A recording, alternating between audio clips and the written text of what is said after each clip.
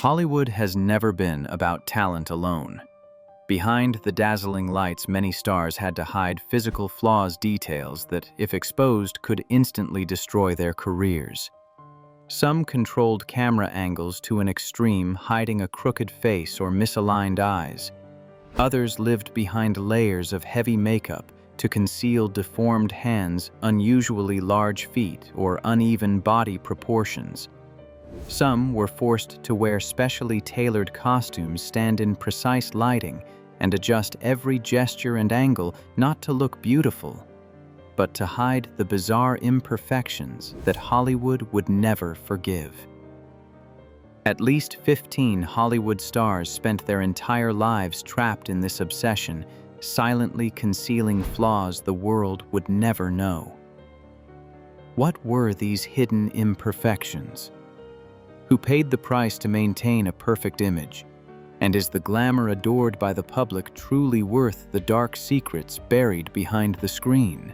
Jack Elam, the crooked gaze that made Hollywood lose faith.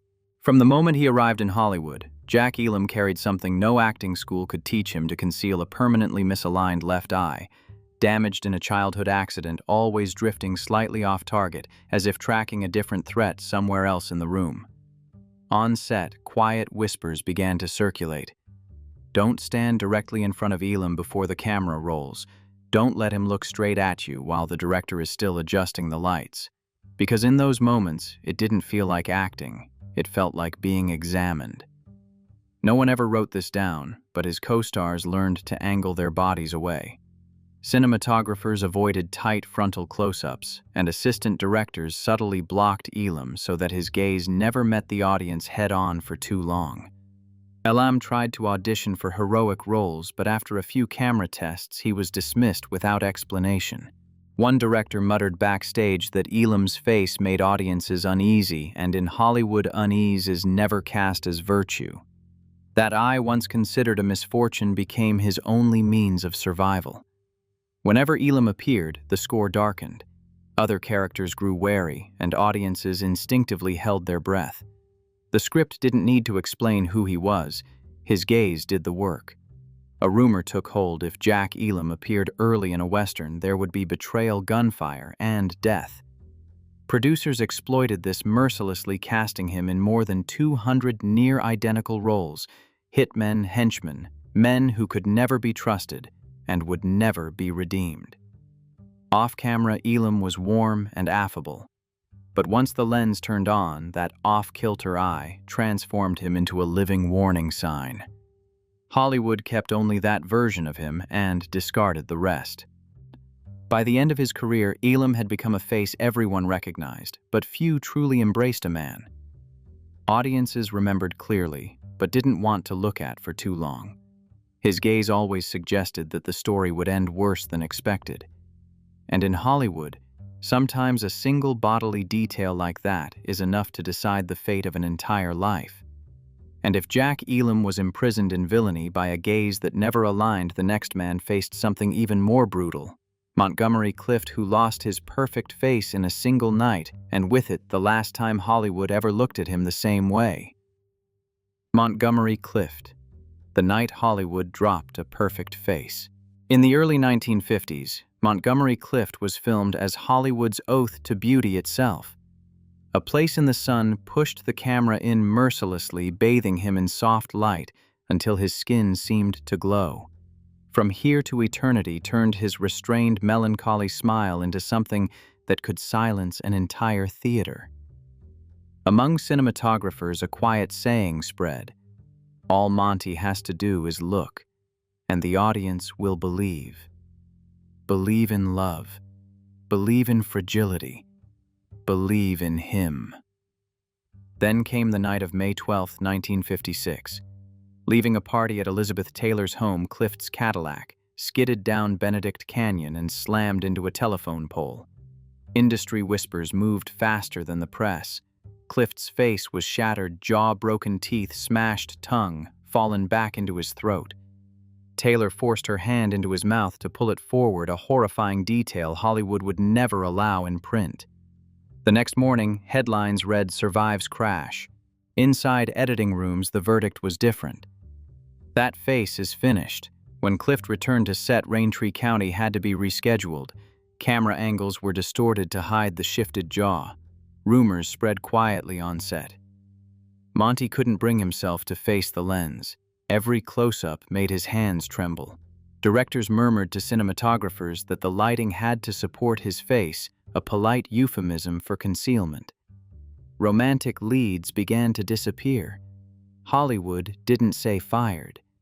They simply stopped calling, by the misfits. 1961, the truth was impossible to hide. John Huston filmed Clift like an open wound. Co-stars recalled him staring into mirrors for hours between takes, swallowing painkillers like candy. Cruel rumors followed. He wasn't acting anymore, he was reliving the accident in front of the camera. Critics hinted that the light had left his face. No names were needed. Everyone understood. Hollywood is ruthless in a clean, efficient way. It doesn't condemn or console, it changes the criteria. Beauty had been Clift's passport. Once it was gone, talent alone could not save him. He drifted into addiction roles, grew smaller, shooting schedules thinner. From priceless asset, Monty became a cautionary tale. Here one night is enough to erase an icon. And if Montgomery Clift was crushed by an accident that deformed his face, the next man, Kirk Douglas, carried a flaw from birth etched directly into his mouth, one that forced him to growl his way through a lifetime just to avoid being read as weak the moment he spoke. Kirk Douglas, the cleft, chin turned into a dagger. Hollywood sold Kirk Douglas as a man of solid steel, but the feature they both exploited and resented sat right at the center of his face. A deep, congenital cleft chin, like a crack that had never been sealed. In early screen tests, light fell into that groove and cast a harsh shadow, making his face look permanently clenched as if he were grinding his teeth. Whispers spread quickly in editing rooms. That chin makes the character look aggressive before he even speaks. No one said it outright, but scripts began steering him toward violent, predatory men characters willing to bulldoze everything in their path to win. Douglas understood exactly what was happening. He didn't fix it. He attacked it head-on. In Champion 1949, the camera clung to that fractured chin as his character clawed his way upward with dirty punches. Audiences hated him, but they couldn't look away. Ace in the hole. 1951 turned the cleft into a moral sinkhole. Every line of dialogue passing through it seemed to drag more darkness across his face. Crew members whispered that directors loved Douglas because a close-up of the chin alone tells you the man isn't decent. But the cost was precise. Douglas was rarely trusted as a gentle lover. Romantic arcs were shortened, endings cooled. He was boxed in as the man who charges forward, never the one who is forgiven. Then came Spartacus 1960. Douglas seized control, demanding flatter lighting and higher camera angles to soften the groove, a quiet negotiation with his own face. New rumors followed. Douglas was difficult, irritable too, controlling. The blunt truth was simpler: he was fighting for the right to be seen as normal. After his stroke in 1996, Douglas's voice fractured and his jaw no longer fully obeyed him. The cleft chin that once symbolized brute strength now exposed vulnerability. Cameras slowed, frames widened. Hollywood shifted its standards again, this time politely. But the damage was done. The same body part that pushed him to the top had forced him to snarl his way through an entire career just to avoid being read as a villain from the very first glance. And if Kirk Douglas's cleft chin turned aggression into a brand, then the next man, Marty Feldman, would have his bulging eyes turn him into a punchline before he ever had the chance to say who he was. Marty Feldman, the eyes exploited until he was no longer seen as human. Marty Feldman was not born funny. His eyes gradually bulged after a series of failed thyroid surgeries in England, leaving his eyeballs protruding so far they could no longer fully close. On his first Hollywood set, a lighting assistant blurted out, "Don't light him from below. He looks freaky as hell." The crew laughed. Feldman stood there and heard every word. He auditioned for serious roles. He was cut immediately after the camera test. No lines required. The reason was whispered in the hallway: the audience will laugh at the wrong moment. From then on, rumors spread fast. Feldman could ruin a scene just by entering the frame. No one wrote it into a contract, but scripts began treating him as a living punchline.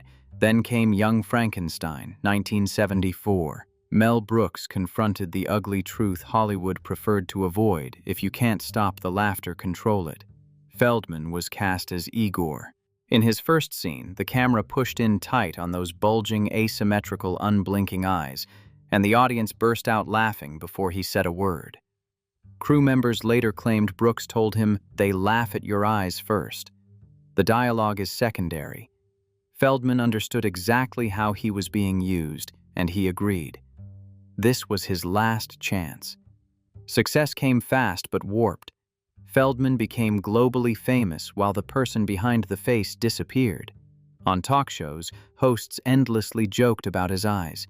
Cameras zoomed straight into his eyeballs. No one asked about the script, the rhythm of comedy, or his craft. They asked only one thing. "Can you even see?" Feldman laughed along. Not laughing meant losing the show. The roles that followed were identical: grotesque, off balance, never loved, never taken seriously. One director said it outright: "I can't shoot emotional close-ups with a face like that." That was enough. His talent was reduced to a single body part. When Feldman died in 1982, headlines called him the legendary bug-eyed actor. No one mentioned that Hollywood had laughed at his disability for more than a decade.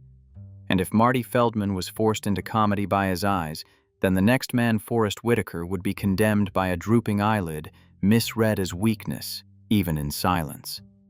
Forrest Whitaker, the drooping eyelid that turned silence into a sentence. Forrest Whitaker entered Hollywood carrying something that instantly dragged down the gaze of anyone facing him: a severely drooping left eyelid caused by ptosis covering nearly half of his pupil. In early auditions, casting assistants said nothing. They glanced once, then scribbled in pencil: "Looks tired. Too soft. Not a leading man." Whitaker could read it in their eyes. A man who looks half asleep cannot be the center of the frame. Rumors on set spread fast and ugly. "He's not alert. With eyes like that, he can't play anger." Cameras hated the eyelid because it broke symmetry, swallowed light, and made his face seem permanently hesitant. Whitaker tried to compensate, tilting his head, lifting his chin, blinking less. It didn't matter. Hollywood doesn't wait for you to adapt. It labels you. Then Whitaker did the opposite. He stood still. In Platoon, he didn't need to shout. In Ghost Dog, he let silence fall like a weight. And in The Last King of Scotland, that drooping eyelid became a blade, one eye staring openly, the other concealing, when Idi Amin smiled just before killing. Audiences were unsettled not by dialogue, but by a feeling this man never reveals his full intention. The Oscar came, but the whispers never stopped. Directors still murmured, "Don't hold the close-up too long." Posters still chose safe angles. Whitaker won by turning a flaw into power, but the cost was permanent. His entire career was read through a single glance, weak or threatening, with no middle ground. And if Forrest Whitaker turned a drooping eyelid into a weapon of silence, then Joaquin Phoenix carries a scar across his lip, one that makes every smile look like both a promise and a threat. Joaquin Phoenix, the scar that makes every smile unsafe. Joaquin Phoenix was born with a scar running from his nose to his upper lip. In medical records, it was considered a successful corrective surgery. On screen, it became a flaw that could never be fixed. The scar is not large, but it destabilizes every smile. Each time his lips curl upward, his face slips slightly off balance, as if the emotion itself has lost control. Hollywood noticed immediately and reached a blunt conclusion: that mouth doesn't belong to a normal man. From the casting room onward, Joaquin was quietly excluded from safe roles. He was pushed toward fractured characters, unstable men outsiders, people permanently out of place. Not by choice, but because his face would not allow him to be anything else. The camera never ignores the scar. The closer the shot, the more alive it becomes. When Joaquin speaks, the audience's gaze drifts toward his mouth. When he falls silent, the scar delivers the line instead. He does not conceal it. He does not ask for flattering angles or soften his expressions. He leaves it exposed, a crack the viewer is forced to confront. In Gladiator, Commodus's crooked smile sends a chill through the audience, not because it is overtly evil, but because it offers no sense of safety. The master turns the scar into the breathing rhythm of madness, and Joker tears away every remaining boundary each time Joaquin stretches his lips. The scar pulls the entire face with it like a smile roughly stitched together with coarse thread, painful, ugly, impossible to undo. A quiet line circulates behind the scenes. That face gives the audience nowhere to hide. The cost is clear. Joaquin Phoenix is never perceived as a safe man, never a romantic ideal, never a reassuring presence. His image is permanently bound to instability, and he accepts it. Because in Hollywood, when you carry a flaw that cannot be hidden, survival depends on turning it into a weapon, digging so deeply into it that it consumes those who once used it to define and exclude you. And if Joaquin Phoenix transformed a scar into a shared unease, the next figure would shock the world not with something impossible to conceal, but with something that was never supposed to be revealed at all. Harry Styles. 4. Nipples and the moment a public image was stripped bare. Harry Styles was packaged as a clean fantasy, a smooth voice, a lean body, just enough sex appeal to sell tickets without making anyone uncomfortable. Then in 2017 on BBC Radio 1, he casually dropped a sentence that detonated that image like a grenade: "I have 4 nipples." The host laughed, assuming it was a joke. The room followed. Harry did not retreat. "I'm serious." Everything froze for a few seconds, long enough for the world to realize that the flawless surface had cracked. The media erupted. Paparazzi fixated on his chest. Social media dissected the detail relentlessly. Rumors outran facts. Deformity hormones not normal. Stylists responded without saying a word. Thicker fabrics, higher buttons. Tour posters avoided bare skin. No one explicitly said hide it, but every decision pointed in the same direction: do not reveal more. A minor physical anomaly suddenly carried disproportionate destructive power, threatening the one thing Hollywood sells best: smoothness, digestibility. Then came Malibu 2019, direct sunlight, a lifted t-shirt, all 4 nipples clearly visible. The internet exploded again, louder and uglier this time. Memes, mockery, voyeurism. Harry did not apologize. He did not explain. He smiled. He left it exposed. A reckless choice if safety was the goal, but the only way to reclaim control: say it yourself before others weaponize it. From that moment, the image shifted. Harry crossed into ambiguous territory: gender, body norms, expectation. The 4 nipples were no longer a secret to be managed, but a thorn in the eye of a system that prefers everything uniform. The cost was a split reputation. Half celebrated the freedom, the other half laughed crudely. Harry accepted both because concealment only allows a flaw to rot in silence. And if Harry Styles chose to flip the card and expose what Hollywood prefers to keep hidden, the next figure, Megan Fox, would find her entire career dragged into an endless vortex of scrutiny by something far smaller, yet just as unforgiving. Megan Fox, the thumb deemed a stain on a perfect body. Megan Fox was constructed as the ultimate male fantasy until the camera accidentally lingered on her hand. Her thumb was short, thick, and awkwardly curved. Nothing like a model's hand. Nothing like what Hollywood is used to selling. One leaked behind-the-scenes frame from Transformers was enough for rumors to explode. She has a deformed thumb, From that moment on, everything shifted with alarming speed. On set, directors began giving specific instructions: how to grip the steering wheel, how to place a hand on her hip, how to hold a gun so the thumb stayed out of frame. Photographers retouched until the joints no longer made anatomical sense. Promotional posters cropped aggressively. No one said it outright, but everyone did the same thing: hide it. The online whispers turned uglier. Meghan was suddenly labeled imperfect, physically flawed, unnatural. Conversations moved away from her gaze or her performance and fixated instead on freeze-framing hands zooming into pixels as if hunting for defects. She became a body under inspection, every appearance another visual strip search. One stylist was overheard backstage saying, "If that thumb shows, the whole image is ruined." Meghan knew exactly what was happening. At times, she deliberately raised her hand toward the camera, an unspoken slap at the obsession. But Hollywood does not forgive. A detail that small was enough to collapse the myth of the perfect woman, transforming Megan Fox from a sex symbol into a target mocked, dissected, perpetually questioned. And if Megan Fox was subjected to scrutiny over fingers that were never allowed a close-up, the next man lived his entire life with a flaw that could not be hidden, could not be corrected, and was never allowed to be acknowledged. His name was Clark Gable. Clark Gable, the false teeth of a legend. Hollywood crowned Clark Gable the King of Hollywood. But on set, the first thing the crew had to conceal was not his eyes or his smile, it was his mouth. Before becoming a symbol of masculine perfection, Gable was nearly toothless. Severe gum disease, early tooth loss, and breath described as impossible to stand near. Early screen tests ended faster than a cigarette burn because directors could not tolerate watching him smile.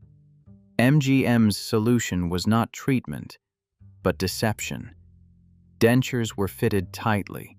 His mouth was controlled through low camera angles and harsh frontal lighting designed to erase shadows. Gable learned to smile off-center, to speak sparingly, to keep his mouth closed whenever possible. On screen, this read as calm, masculine restraint. Off-screen, it was constant anxiety. One slipped jaw, and the entire legend would collapse. Rumors spread throughout the studio system: the King of Hollywood who doesn't dare open his mouth.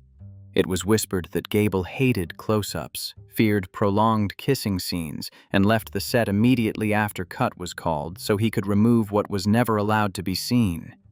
His fame was built under lights. The truth was shoved behind false teeth. And if Gable survived by concealment and technique, the next woman carried her secret directly on her face, something no lighting could erase. Her name was Elizabeth Taylor. Elizabeth Taylor. Double lashes and a stare that silenced rooms. Hollywood worshipped Elizabeth Taylor as a goddess.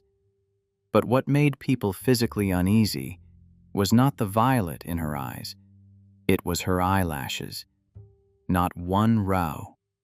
2. Taylor was born with double eyelashes on a single lid, thick and dense, casting shadows as heavy as bruises. When the camera moved in close, the lights caught them and reflected back a stare that was both seductive and threatening, leaving you unsure whether she was inviting you closer or preparing to tear you apart. On the set of National Velvet, lighting assistants whispered that Taylor's eyes hit like a slap. Directors had to lower light intensity switch lenses, adjust angles not to beautify her but to restrain that gaze. There were scenes where co-stars looked directly into her eyes and forgot their lines. Some swore that after cut was called, they had to turn away because their hearts were racing uncontrollably. Rumors spread faster than contracts. Taylor didn't need to act. Her eyes did the dirty work. People said she used her stare to dominate men, to force directors into submission, to claim every frame as her own. MGM never denied it, they exploited it. Posters were retouched to deepen the lash shadows. Close-ups were held uncomfortably long. Audiences called it seductive. Inside the studio, people called it frightening. A supposed flaw was weaponized. Taylor understood this and never apologized. She let her gaze speak for her, allowed rumors to fuel her legend, and turned other people's discomfort into power. No concealment, no correction, only amplification until all of Hollywood learned to look away.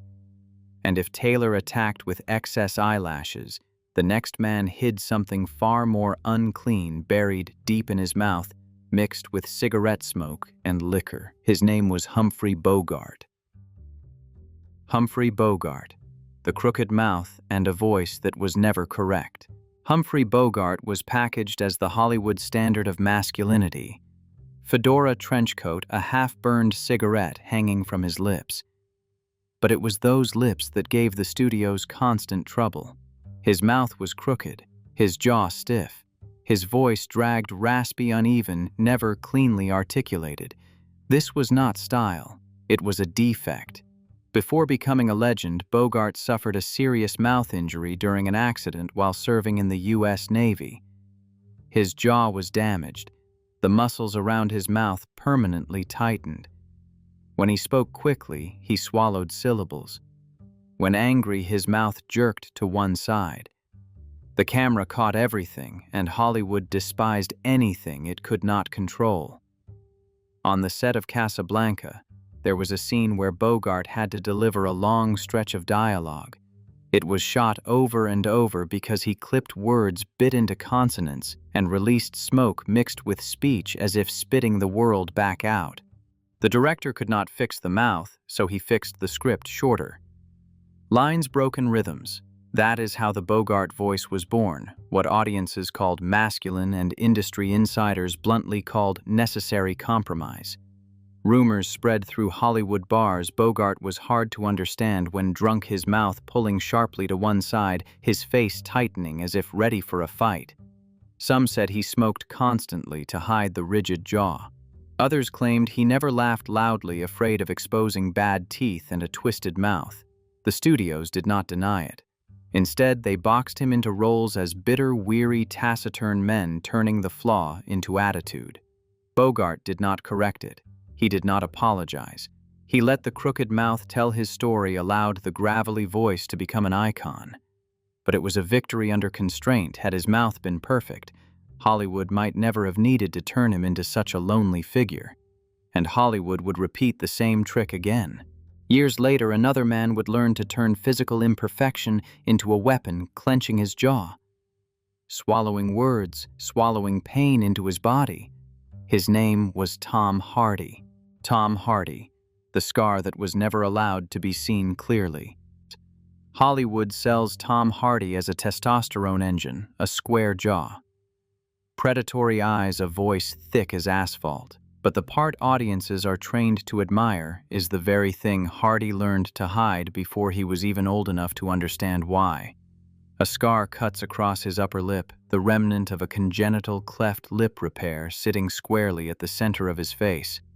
As a student in London, Hardy was mocked as the kid with the split mouth. On stage, he clenched his lips, swallowed final consonants, and muttered his lines as if language itself might betray him. In his early career, casting directors whispered among themselves, "He looks solid, but there's something wrong with the mouth." Hardy never argued. He adjusted. He hid his lips behind beards. He distorted his voice until it broke. He created accents so warped audiences assumed they were artistic choices, Bane breathing like a man suffocating, Bronson grinding words as if chewing gravel. The truth was simpler every time the camera moved in close. The scar reminded him that he was imperfect, that he could not afford to be careless. On the set of Mad Max Fury Road, crew members recalled that Hardy often turned away when laughing openly. Not from shyness, but from fear that a stretched smile would reveal what Hollywood did not want to sell. Off-set rumors traveled faster than cigarette smoke. Hardy had undergone multiple cosmetic procedures. He had battled alcohol and crack addiction until his face swelled, making the scar even more visible. He said nothing. His silence was abrasive. He turned flaw into presence, injury into brand. And while audiences were still confusing performance with a disability aestheticized, Hollywood was already handing the microphone to someone else, someone who did not hide a crooked mouth but displayed it as a provocation. His name was Steven Tyler. Steven Tyler, the oversized mouth that could not be hidden. From his very first appearance on stage, Steven Tyler carried something that left people unsure whether to stare or recoil, an abnormally wide mouth detached from the proportions of his face. When he sang, his lower jaw dropped so far that his throat was fully exposed. Rock journalists in the 1970s called it outright the demon mouth, not as a metaphor, as anatomy. In medical circles, some doctors later speculated that Tyler may have had a connective tissue abnormality causing excessive development of the mouth, lips, and jaw. Backstage at early Aerosmith shows, technicians recalled that cameras struggled with close-ups. When Tyler opened his mouth, it swallowed the frame. MTV once attempted low-angle cuts to make it less disturbing. It didn't work. That mouth could not be hidden. Rumors traveled faster than the music. Some claimed Tyler had a jaw deformity. Others said he couldn't close his mouth like a normal person. Tyler heard everything. He chose to counterattack, licking his lips, baring his teeth, exaggerating the very feature people mocked. But offstage, bandmates later admitted that Tyler hated side profile photos, hated harsh white lighting, hated mirrors.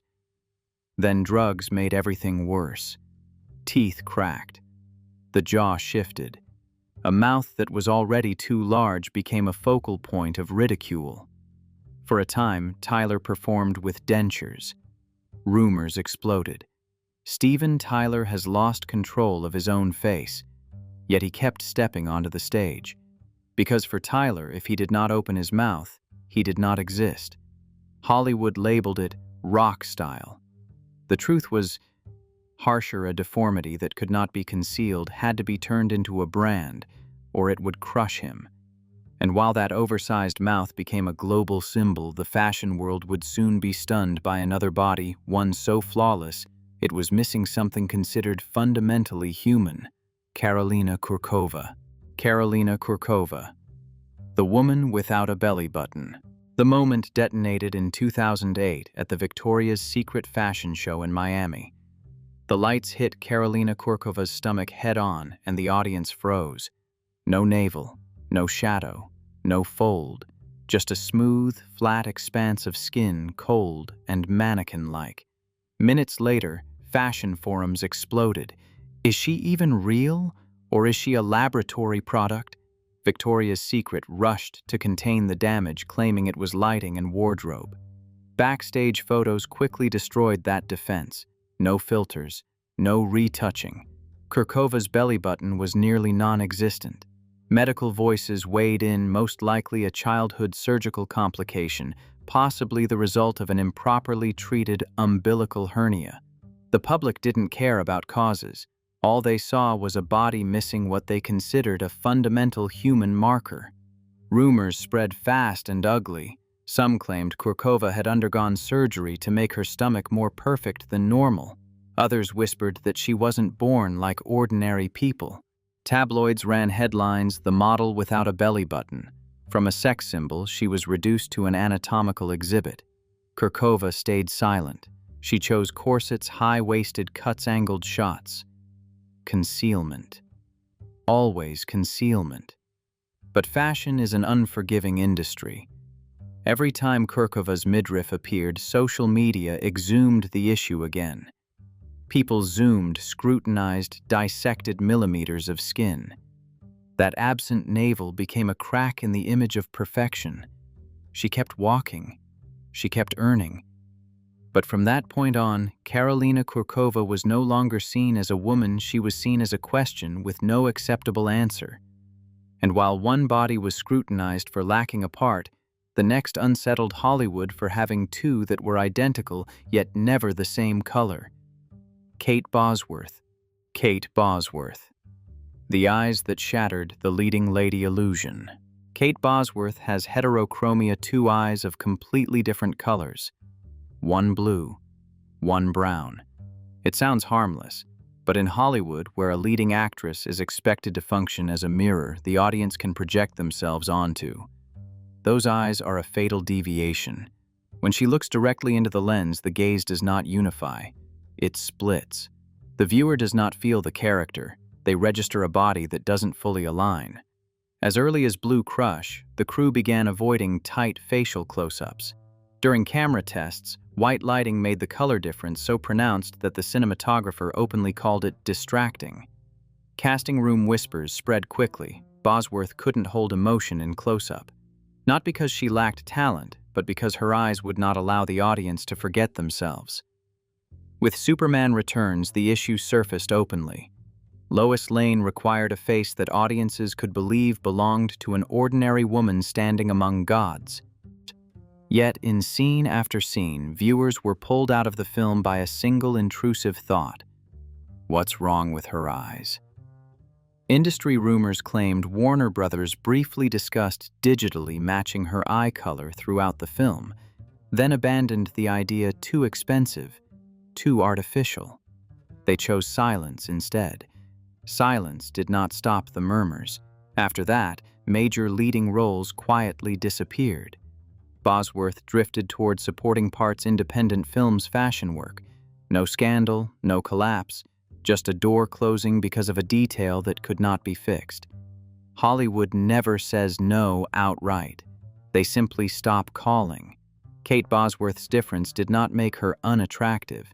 It made her incompatible with the dream Hollywood needed to sell. And in an industry built entirely on illusion, it takes only one detail that cracks the image for a career to be pushed gently and permanently to the margins. Hollywood has never collapsed because of scandal. It collapses when a body no longer fits the story it was built to sell. The stars you've just seen did not lose their status because they lacked talent, nor because of moral failure, but because one physical detail refused to stay silent.